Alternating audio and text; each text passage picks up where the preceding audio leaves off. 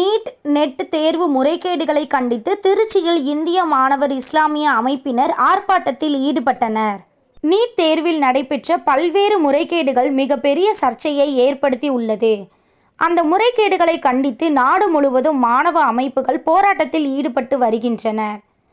அதன் ஒரு பகுதியாக திருச்சியில் இந்திய மாணவ இஸ்லாமிய அமைப்பு சார்பில் நீட் தேர்வு நெட் தேர்வு முறைகேடுகளை கண்டித்தும் தேசிய தேர்வு முகமையை கண்டித்தும் நீட் தேர்வை ரத்து செய்ய வலியுறுத்தியும் நீட் தேர்வு முறைகேடுகளுக்கு காரணமான ஒன்றிய கல்வி அமைச்சர் ராஜினாமா செய்ய வேண்டும் என வலியுறுத்தியும் ஆர்ப்பாட்டம் நடைபெற்றது.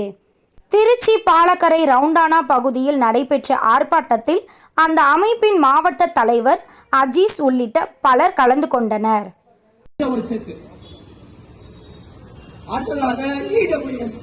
எக்கனாமிக்கலி வீக்கர் செக்ஷன் அப்படிங்கிற ஒரு தனி ஒரு ஒதுக்கீட்டை தேர்வு செய்து அந்த உயர்சாதியினருக்கு மட்டும் இடஒதுக்கீடு வழங்க வேண்டும் என்கிற நோக்கத்துக்காக அதை நிறுவினார்கள்.